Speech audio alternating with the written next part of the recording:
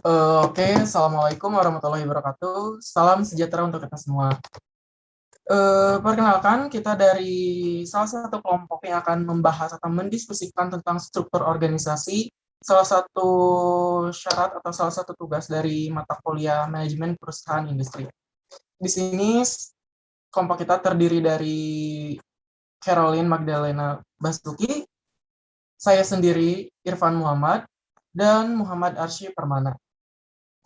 Mungkin next aja ya, kita santai aja. Langsung ke pokok pembahasannya itu apa aja sih? Di sini kita akan membahas tentang definisi dan fungsi dari suatu organisasi itu apa sih? Apa itu struktur organisasi dan apa fungsinya gitu. Terus yang kedua, jenis struktur organisasi. Yang akan dibahas itu yaitu apa saja sih jenis struktur organisasi yang ada di dalam organisasi. Terus yang ketiga ada contoh jabatan. Seperti apakah contoh jabatan? Kita lihat nanti. Terus ada juga cara merancang, apa sih yang harus dipertimbangkan dalam merancang struktur organisasi. Pasti semuanya juga kan udah paham, tapi kita diskusikan kembali di sini, dan kita seru-seruan. Oke, next. Definisi dan fungsi. Kita udah nggak asing lagi kan tentunya dengan yang namanya organisasi, baik itu di sekolah, waktu kita sekolah, di kampus, ataupun di tempat kerja. Nah, dan ternyata memang benar bahwa organisasi itu ialah kumpulan orang yang ingin mencapai tujuan yang sama, pasti akan membuat kelompok atau yang biasa disebut dengan organisasi. Organisasi terjadi ketika orang-orang bekerja sama untuk mencapai tujuan tertentu. Hal itu bisa terjadi melalui serangkaian kegiatan yang dirancang dengan sengaja membuat improvisasi atau kombinasi keduanya. Jadi, yang namanya organisasi itu harus memiliki sebuah tujuan atau visi dan misi. Organisasi itu kayak sebuah wadah untuk menampung semua elemen-elemen manusia atau semua orang yang ingin atau memiliki tujuan yang sama. Nah, di sini orang-orang itu ditampung di yang namanya organisasi. Jadi semua orang yang ingin mempunyai tujuan yang sama, yang dipimpin oleh sebuah pemimpin, bekerja sama untuk menciptakan tujuan itu. Seperti itu. Next. Nah, terus di sini ada beberapa penjelasan tentang organisasi itu sendiri dari berbagai ahli, yaitu satu dari Northrop. Organisasi adalah sebuah pengaturan di mana tugas-tugas diberikan kepada para anggota sehingga mereka berkontribusi secara efektif untuk beberapa tujuan yang lebih jelas. Terus yang kedua ada dari Louis Allen, yaitu organisasi adalah sebuah proses identifikasi dan pengelompokan pekerja yang akan dilakukan dan mengerjakan tanggung jawab dan wewenang serta membangun atau hubungan untuk sebuah tujuan yang membuat anggota organisasi saling bekerja sama secara efektif dalam mencapai tujuan. Organisasi adalah sebuah instrumen untuk mencapai sebuah tujuan tertentu. Terus yang terakhir ada dari George Terry. Beliau mengungkapkan bahwa organisasi adalah pembentukan hubungan otoritas yang efektif di antara pekerja, dan tempat kerja yang dipilih agar kelompok dapat bekerja sama secara efisien. Organisasi adalah terciptanya hubungan antara manusia dan pekerjaan sehingga dapat dilaksanakan dengan lebih baik dan efisien. Jadi dirangkum dari pendapat ketiga ahli ini dapat disimpulkan bahwa memang organisasi itu adalah sekumpulan orang yang memiliki tujuan yang sama. Akan tetapi meskipun mereka memiliki tujuan yang sama, mereka mempunyai tupoksinya masing-masing atau tugas pokoknya masing-masing. Di mana organisasi itu bagaikan sebuah puzzle. Jika kita ingin mengutuhkan atau menyatukan semua puzzle itu agar tujuan kita tercapai, puzzle itu terbentuk, kita memerlukan potongan-potongan. Nah, potongan-potongan ini di dalam organisasi adalah mereka yang menjadi anggota yang ada di dalamnya, anggota ataupun pemimpin. Nah, jadi kayak mereka tuh kayak potongan-potongan puzzle, mempunyai tugas dan pokok tugas dan fungsinya masing-masing yang jika dijalankan tujuan dan visi misi itu bisa terlaksana. Nah, terus apa sih visi misi itu? Visi misi itu adalah visi misi yang dibuat oleh perusahaan atau sebuah pemimpin, di mana untuk mencapai visi misi itu memang diperlukan adanya sebuah kontribusi, sebuah kerjasama dari semua anggota agar waktu yang digunakan lebih efisien dan tidak terjadi penumpukan dalam menjalankan tugas. Jadi kayak pemimpin tupoksinya ini, divisi ini tupoksinya ini. Jadi agar tujuan itu cepat terlaksana dan waktu itu efektif dan efisien gitu. Jalur birokrasinya juga tercapai seperti itu. Mungkin next. Terus di sini ada juga yang namanya fungsi struktur organisasi. Yaitu satu, dapat menjelaskan tanggung jawab setiap anggota organisasi atau perusahaan. Yang kita tahu, sebuah organisasi itu pasti memiliki kewenangan untuk mempertanggungjawabkan apa yang dia lakukan kepada pimpinan. Nah, jadi ketika sebuah organisasi sudah memiliki tujuan, pasti mereka atau sudah memiliki visi, pasti mereka memiliki misi. Nah, si visi misi ini tuh harus dipertanggungjawabkan kepada pimpinan-pimpinan mereka agar tujuan dapat terlaksana gitu. Terus dapat menjelaskan kedudukan setiap organisasi atau perusahaan. Di sini bukan maksudnya kedudukan kamu bawahan kamu, saya atasan kamu, enggak. Di sini tuh yang menjelaskan kedudukan itu, jadi kedudukan kamu tuh di divisi ini, kamu di divisi ini. Nah, di sini tuh jadi kayak kita harus bekerja sama nih. Jadi kedudukan kamu di sini, apabila saya memiliki sesuatu atau perlu bantuan, maka saya harus menghubungi kamu gitu. Jadi kedudukannya itu kayak tupoksinya di mana gitu. Kamu tupoksinya di sini, kamu jangan mengerjakan yang ini. Jadi biar jalur birokrasinya benar-benar jalan gitu, benar-benar sesuai alur gitu, biar tujuannya cepat terlaksana dan waktu tidak terbuang percuma dan secara tidak langsung waktu itu efektif dan efisien.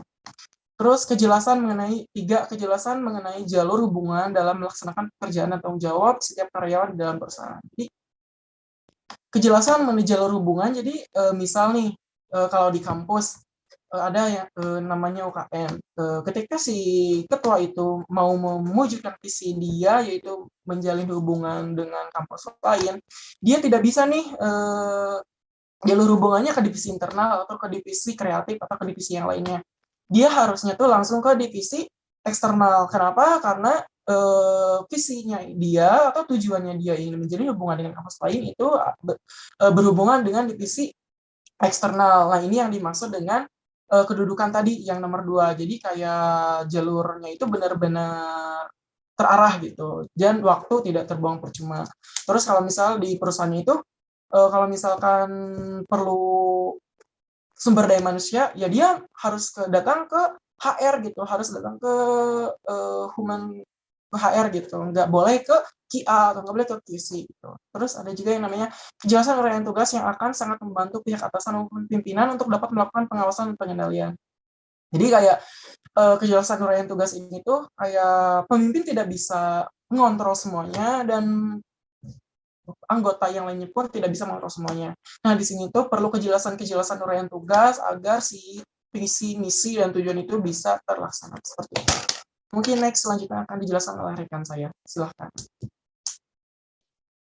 Baik, terima kasih untuk mungkin berbicara mengenai struktur organisasi ini ya.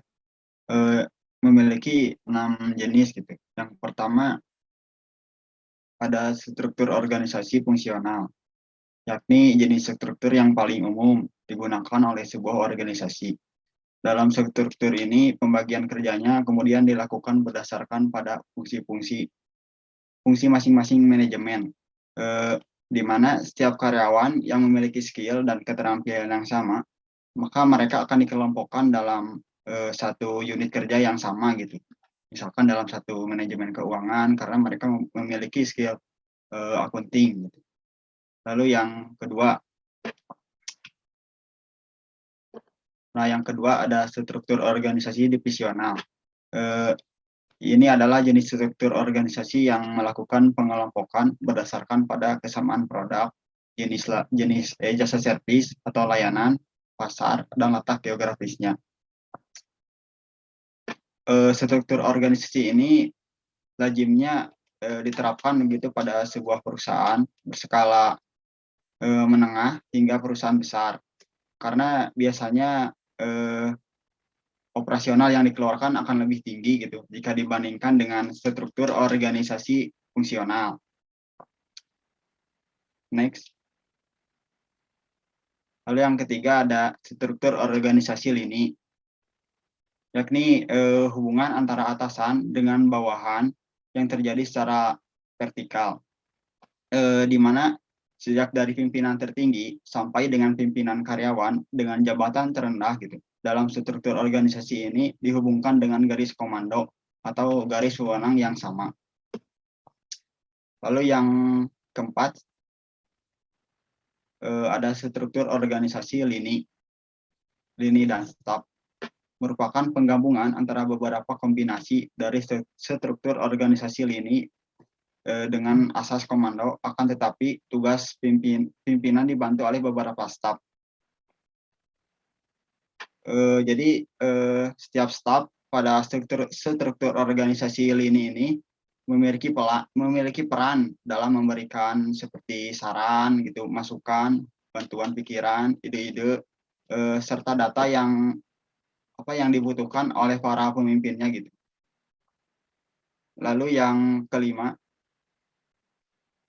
ada struktur organisasi matriks, yakni penggabungan antara struktur organisasi fungsional dengan divisional, dengan tujuannya untuk saling melengkapi dan menutupi kekurangan-kekurangan yang terdapat pada kedua struktur organisasi tersebut.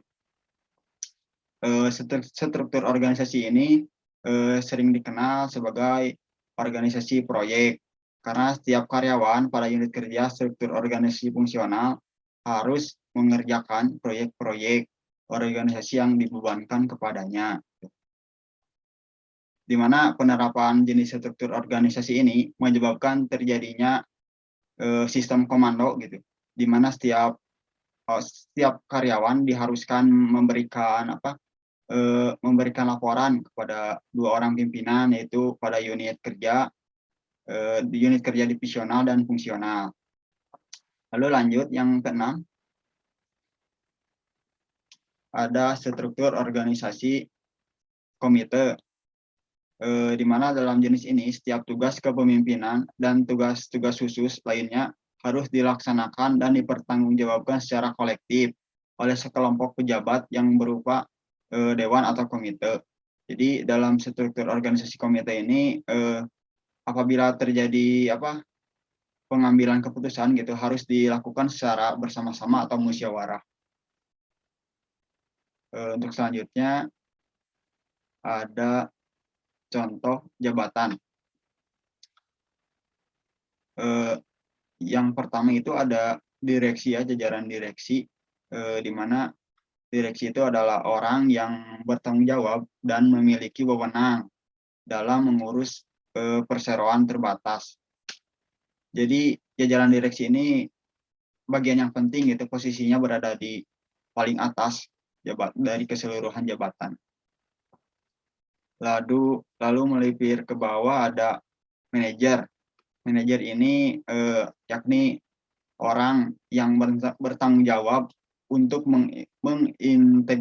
mengintegrasikan macam-macam variabel dan karakteristik dari para pegawainya gitu untuk mencapai tujuan perusahaan, di mana tugasnya yakni membuat pengarahan serta keputusan kebijakan gitu yang dapat dikembangkan melalui potensi karyawan gitu agar dapat memajukan perusahaan tersebut. Lalu ada jajaran divisi atau departemen. Bagian ini yakni memiliki tugas untuk memimpin bidang tugas dari departemennya masing-masing. Lalu ada administrasi serta gudang. Jabatan ini terdiri dari akunting, CMT, dan kasir, yakni tugasnya mengatur keuangan perusahaan gitu dan mencatat setiap pengeluaran dan pemasukan, bahkan mengurus hal-hal yang berhubungan dengan outsourcing. Baik, untuk materi selanjutnya akan dilanjutkan oleh rekan saya. Ya, baik. Terima kasih Kang Arsi. Jadi untuk selanjutnya yang akan kita bahas adalah pertimbangan dalam merancang struktur organisasi. Yang pertama, seperti yang tadi sudah sempat disinggung juga oleh rekan saya, yang pertama itu kita perlu merancang sesuai visi dan misi. Jadi kita perlu dulu menetapkan visi dan misi perusahaan itu apa. sehingga akhirnya kita bisa merancang struktur organisasi itu sesuai dengan visi dan misi. Jadi jangan sampai tidak ada tujuan gitu, mau dikembangkan seperti apa tidak tahu tujuannya karena visi dan misi yang tidak jelas. Kemudian yang kedua, merancang setelah merumuskan bisnis. Jadi bisnisnya itu harus sudah direncanakan dulu, sudah dirumuskan dulu seperti apa. Karena dengan sudah tahu bisnis apa yang akan kita jalankan, kita juga akan lebih terbayang harus menyusun struktur itu seperti apa. Apakah ada perlu bagian pengembangan misalnya, ataukah ada bagian misalnya yang perlu untuk berinovasi seperti itu. Kemudian untuk selanjutnya yang ketiga, kita juga perlu mempertimbangkan bakat serta talenta pekerja untuk kita tempatkan di struktur-struktur organisasi tersebut gitu. Jadi kita pernah juga mungkin mendengar peribahasa pekerjaan yang tepat untuk orang yang tepat seperti itu ya. Jadi bila tidak sesuai antara pekerja dengan pekerjaannya, maka akan mengganggu untuk perusahaan, baik juga untuk pekerjanya karena akan merasa misalnya terlalu berat atau terlalu ringan seperti itu. Kemudian yang keempat, kita juga perlu mempertimbangkan usia pekerja gitu. Walaupun mungkin saja gitu ya menempatkan seorang yang muda misalnya sebagai pemimpin, tetapi kita juga perlu mempertimbangkan apakah orang-orang itu bisa benar-benar memimpin dan orang yang lainnya akan bisa menghormati orang tersebut gitu. Apakah dia dalam usianya itu memumpuni gitu untuk dia mengemban suatu pekerjaan tertentu gitu. Kemudian yang terakhir, yang kelima, kita juga perlu evaluasi pekerja gitu, karena tidak pernah ada suatu struktur organisasi yang sempurna seperti itu ya. Kita perlu selalu evaluasi apakah mungkin struktur itu memang sudah berjalan, apakah memang sudah efisien gitu ya, sudah sesuai dengan visi dan misinya. Kalau misalnya belum sesuai, maka ketika kita mungkin untuk mencoba merombak struktur organisasi, kita perlu mempertimbangkan gitu evaluasi dari sebelumnya, masalah apa yang perlu kita perbaiki untuk selanjutnya gitu, demi mewujudkan suatu struktur yang lebih baik lagi.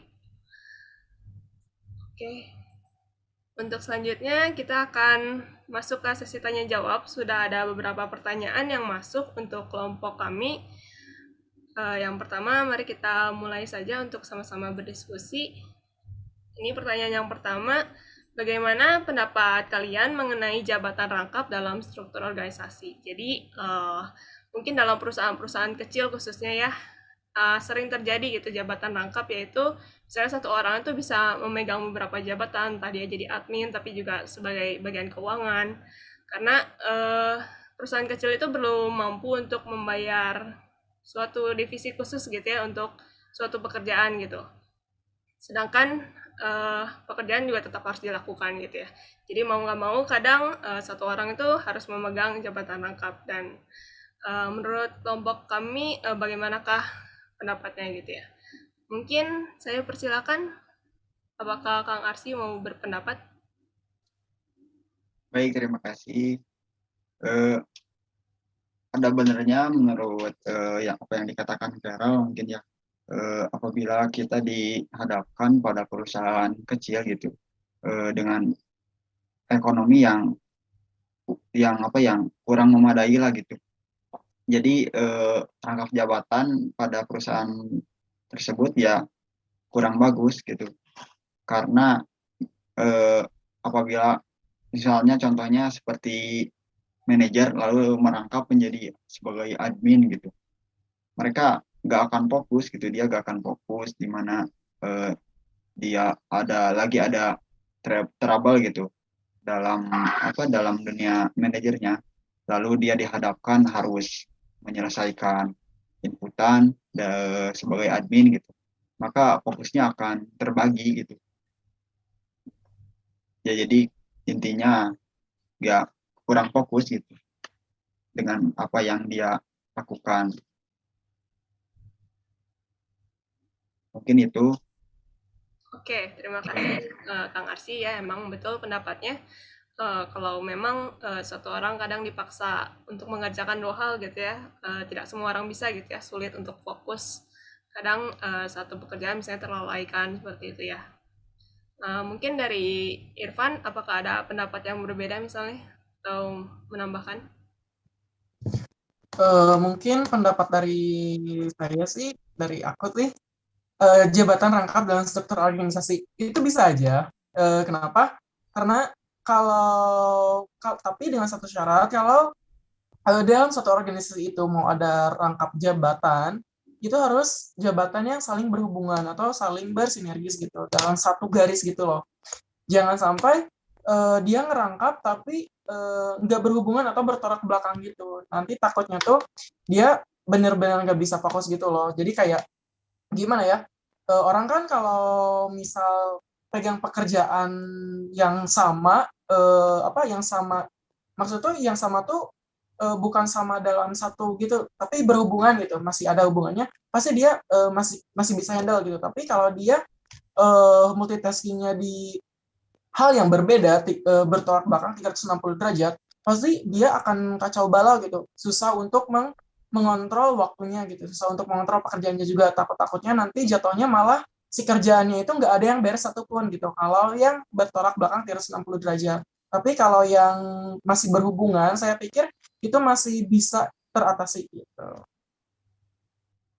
Oke, makasih jawabannya Irfan ya.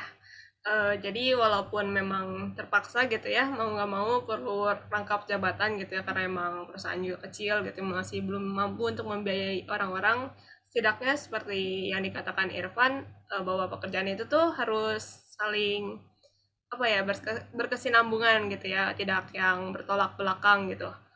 Misalnya bagian keamanan dengan admin gitu ya, mungkin jauh sekali gitu ya, tetapi mungkin kalau misalnya bagian admin dengan keuangan mungkin masih bisa nyambung gitu ya.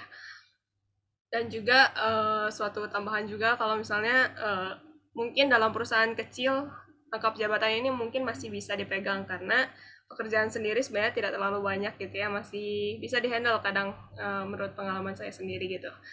Karena memang pekerjaannya juga tidak terlalu banyak, sedangkan kalau misalnya harus menggaji karyawan untuk satu divisi khusus gitu ya, kebanyakan perusahaan masih belum mampu gitu. Tapi kalau misalnya perusahaan ini sudah menjadi perusahaan yang besar, tentu harus satu divisi khusus dibuat gitu ya untuk mengerjakan tugasnya gitu. Karena seperti yang tadi sudah dijelaskan juga oleh Kang Arsy gitu, orang akan sulit untuk fokus gitu, apalagi kalau pekerjaannya sudah begitu banyak gitu ya. Ya mungkin itu yang saya juga mau sedikit tambahkan gitu ya. Mungkin ada dari rekan-rekan saya yang mau menambahkan juga, barangkali saya ada yang terlewat. Cukup sih. Itu aja sih, mungkin lebih diperhatikan juga. Terus kalau mau multitasking harus dilihat dulu sih orangnya, psikisnya gimana, psikologisnya gimana. Kalau psikisnya dan psikologisnya dianggap nggak apa nggak mumpuni gitu, dalam arti dianya kayak nggak siap, jangan dipaksakan gitu. Takutnya malah jadi keteteran dan tujuan dari goals dari perusahaannya itu lama gitu tercapainya gitu. Jadi waktunya nggak efektif gitu, malah terbuang percuma gitu. Oke, betul juga masukannya. Emang kita perlu juga, inilah salah satu gunanya juga kita ada tes sebelum masuk perusahaan gitu ya. Karena emang kita juga perlu melihat kemampuan si karyawan itu gitu. Kalau misalnya nggak mampu dan kita paksa gitu ya, jangan-jangan bukannya beres gitu pekerjaan itu malah tambah banyak gitu ya, karena salah mengerjakan misalnya seperti itu. Nah, mungkin dari Kang Arsy apakah ada mau menambahkan juga? Oleh saya cukup sih. Oke, makasih. Mungkin dari kelompok kami untuk pertanyaan ini seperti itu ya. Kita akan lanjut ke pertanyaan selanjutnya. Nah, menurut kalian mungkinkah menempatkan orang muda untuk memimpin orang yang lebih tua? Kalau misalnya mungkin perlu kualifikasinya itu seperti apa gitu? Karena mungkin sering menjadi kesulitan juga gitu ya untuk orang muda bisa memimpin gitu. Kadang-kadang mungkin segan dengan orang yang lebih tua gitu ya. Sedangkan ini disuruh untuk memimpin gitu. Perlu seperti apakah kualifikasinya gitu? Mungkin ada yang mau berpendapat dari Irfan dulu kah? Oke, kalau mungkin dari aku sih, kalau ditanya menurut mungkinkah menempatkan orang muda untuk memimpin orang yang lebih tua, kalau ditanya mungkin, itu pasti mungkin. Kenapa? Karena mungkin back to visi misi si perusahaannya itu, mungkin contoh kecilnya itu ada di lingkungan saya, di sistem saya, yaitu di mana mungkin visi dan misinya itu terus berinovasi. Jadi yang kita tahu sekarang itu udah zamannya era milenial, yang mana milenial itu pasti mempunyai 1000 ide dan 1000 cara untuk terus menghadapi situasi seperti sekarang. Mungkin seperti sekarang itu yaitu COVID gitu. Milenial itu pasti mempunyai banyak cara atau terus berinovasi agar terus bisa mengembangkan dan mencapai tujuan dari perusahaan itu gitu. Nah, terus kalau ditanya nih kualifikasi seperti apa, pastinya harus jiwa leadership atau jiwa kepemimpinan itu harus baik. Kenapa? Karena jika dia mempunyai jiwa kepemimpinannya baik, pasti dia cara memimpinnya juga oke gitu. Kenapa kenapa sih memimpinnya itu harus oke gitu? Karena kan kalau misalkan dia bosi, ke bawahnya juga pasti nggak enak. Terlebih ini kan kasusnya itu dia memimpin yang lebih tua gitu. Jangan sampai dia malah semena-mena kayak meskipun kamu lebih tua dari saya, tapi tetap saya bosnya gitu. Tapi jangan sampai kayak gitu gitu. Tapi kalau dia mempunyai jiwa leadership yang baik, pasti dia akan mengayomi gitu. Kayak keluarga gitu loh. Jadi kayak oh iya ya udah tujuan kita ini nih, ayo kita kerjasama gini kan enak gitu. Meskipun dia lebih muda, tapi dia tetap mempunyai rasa hormat kepada bawahannya karena bawahannya itu lebih tua dari dia gitu. Jadi biar enak itu loh kerjanya. Oke, makasih pendapatnya Irfan. Jadi memang benar harus juga kita perlihatkan juga misinya gitu ya, visi misinya. Apakah untuk kita perlu inovasi gitu ya dalam perusahaan itu, kita mungkin akan lebih baik gitu untuk mempekerjakan orang muda gitu untuk sebagai pemimpin gitu ya, karena akan lebih punya banyak cara gitu. Dan tapi juga kualifikasi yang diperlukan itu ya jangan sampai si orang muda ini orang yang apa ya, pemimpin yang bosi gitu, yang apa ya, terlalu memimpin dengan semena-mena gitu ya, karena akan sulit diterima apalagi oleh orang yang lebih tua gitu ya. Apakah kayak mereka udah melihat gitu bahwa pemimpinnya tuh lebih muda tapi nggak ada sopan-sopannya gitu ya, mungkin akan sulit bagi mereka untuk mau mendengarkan gitu pemimpin seperti itu gitu. Sedangkan sebagai pemimpin tuh penting perannya untuk bisa mengayomi juga gitu ya. Mungkin dari Kang Arsy apakah ada tambahan atau pendapat juga? Baik, saya akan menyambung apa yang dikatakan oleh pendapat Kang Irfan. Mungkin ada benarnya apabila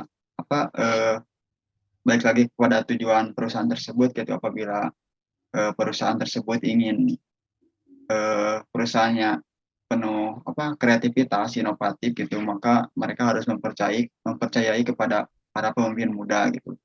Karena beda dengan para pemimpin yang saya katakan udah senior lah gitu ya, yang tua.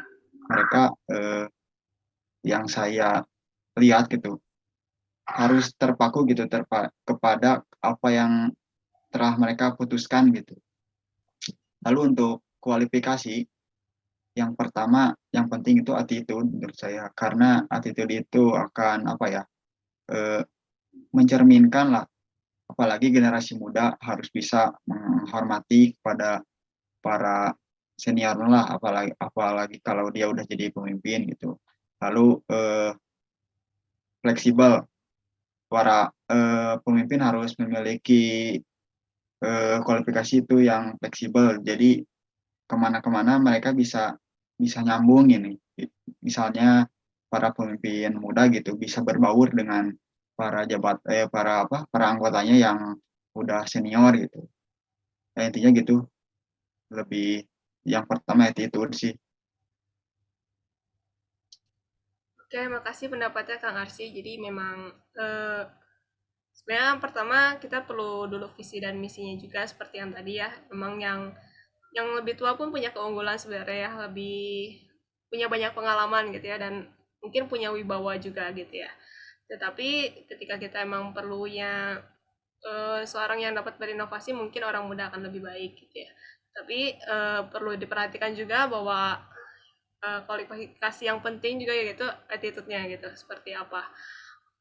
Kalau misalnya mungkin jiwa pemimpinnya mungkin baik, mungkin dia orang yang cukup berwibawa gitu ya untuk bisa memimpin, tapi dia tidak punya attitude yang baik gitu. lama-kelamaan orang-orang di sekitarnya pun akan kehilangan rasa hormat gitu ya. Mungkin dia misalnya kurang disiplin juga dalam misalnya waktu datang ke tempat kerja aja dia terlambat gitu ya. Sedangkan kan untuk menjadi seorang pemimpin pun dia perlu menjadi teladan gitu ya. Kalau misalnya bawahannya pun melihat gitu ya, pemimpinnya aja ya malas-malasan gitu ya. Mungkin bawahannya pun akan lebih semena-mena juga dan akan kehilangan apa ya, tidak ada rasa hormat terhadap pemimpin itu gitu. Kemudian kita juga memerlukan salah satu kualifikasinya juga pemimpin yang bisa mendengarkan gitu ya, mendengarkan bawahannya gitu, jangan yang seperti tadi yang misalnya yang Irfan katakan misalnya bosi gitu, asal memimpin aja semena-mena gitu, tapi tidak mau mendengarkan gitu, apakah misalnya bawahannya butuh apa, bawahannya misalnya ada saran apa gitu. Nah, sedangkan kan untuk berkembang kita perlu bekerja sama ya sebenarnya antara yang tua dengan yang muda gitu, tidak bisa berjalan sendirian juga gitu. Oke, mungkin gitu ya. Apakah dari rekan-rekan saya mungkin barangkali ada yang mau menambahkan? Silakan Irfan, apakah mau? Oh iya, mungkin ada tambahan sih. Tadi kan perlu kualifikasi seperti apa. Mungkin bercermin dari lingkungan saya itu ada yang namanya itu pergantian pemimpin atau pergantian kepala gitu. Nah, itu tuh kualifikasi yang diperlukan itu sesuai dengan jenis pendidikannya. Mungkin benar tadi yang dikatakan Carol, yang tua itu lebih banyak pengalaman dan yang muda itu mungkin sekarang yang kita lihat yang muda-muda itu wawasan intelektualnya itu emang bagus banget dan mungkin pendidikannya itu emang jauh lebih tinggi dibanding yang udah lama bekerja di sana. Nah, mungkin kembali lagi ke visi misi perusahaan. Kalaupun dia memiliki visi misi untuk terus berkontribusi, berinovasi di era yang serba cepat ini, mungkin yang diperlukan adalah orang muda ini gitu. Nah, tapi tidak menutup kemungkinan bahwa si orang tua ini bisa memimpin juga. Tapi karena di sini kasusnya mungkinkah orang muda bisa memimpin yang lebih tua, ya pasti benar-benar mungkin gitu.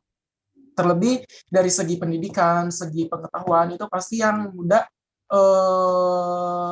rata-rata ya ini mungkin menurut riset di lingkungan saya yang muda itu lebih banyak berinovasi gitu, lebih banyak pengetahuan wawasan intelektual di era yang serba cepat ini gitu. Jadi bisa berpikir out of the box juga. Yang kita ketahui kan karena yang tua itu lebih ke terpaku sama pemikirannya itu yang emang bener-bener udah kolot gitu loh. Kayak kata aku mah gini gitu. Jadi yang tua itu kayak kekeh sama pendapatnya gitu, nggak mau open minded gitu loh. Tapi kan kalau yang muda itu lebih ke dia tuh bisa menyaring semua informasi yang dia dapat, semua sistem yang dia dapat, dan dia saring dulu, baru dia bisa implementasikan. Kelebihan yang muda itu seperti itu. Makanya tadi diperlukan kualifikasi bahwa dia tuh harus memiliki jiwa leadership dan mungkin pendidikannya juga emang benar-benar sih. Soalnya kan kalau misal yang tuanya itu pendidikannya itu setara D3 dan yang muda itu D3 langsung naik nih, kan nggak enak gitu. Pasti itu sistemnya itu harus yang tua dulu yang naik. Tapi kalau misalkan si perusahaan atau memerlukan yang S1 dan si orang muda itu benar-benar S1 nggak ada 3 itu benar-benar menjadi tolak ukur atau pertimbangan yang bisa nggak sisirkan gitu kalau kata orang Sunda. Jadi kayak si orang tua tuh nggak pasti nggak akan ada omongan kayak gini. Kok dia pendidikannya sama kayak aku, dia bisa jadi pemimpin aku gitu. Jadi pendidikan itu emang benar-benar penting sih kalau menjadi pemimpin. Biar wawasannya juga terbukti gitu.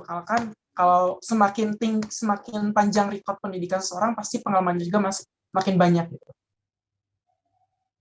Oke, saya setuju juga sih dengan pendapat Irfan gitu bahwa emang perlu apa ya pengetahuan yang mumpuni juga gitu ya atau keahlian yang mumpuni lah sehingga orang-orang di sekitarnya pun bisa mengakui gitu emang oh iya ya emang dia tuh pantas jadi pemimpin gitu emang karena dia tuh luar biasa gitu.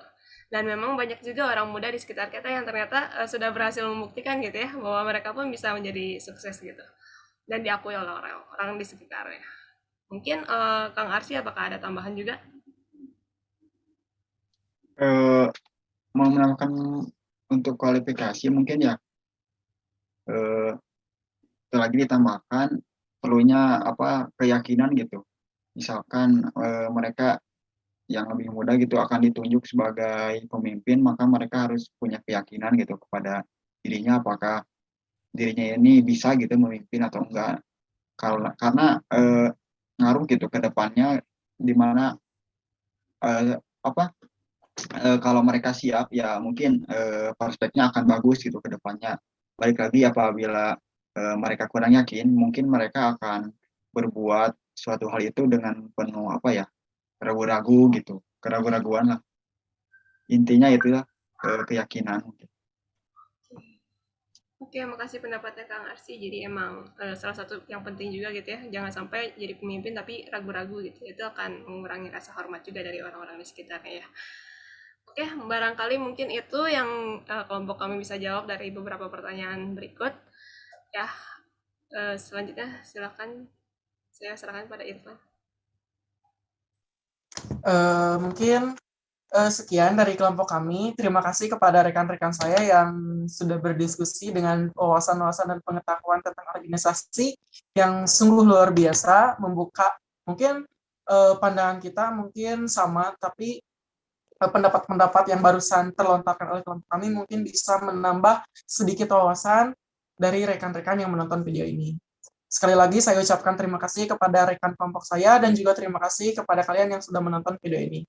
Jangan lupa like, comment, dan subscribe. Terima kasih. Assalamualaikum warahmatullahi wabarakatuh. Selamat malam. Salam sejahtera untuk kita semua.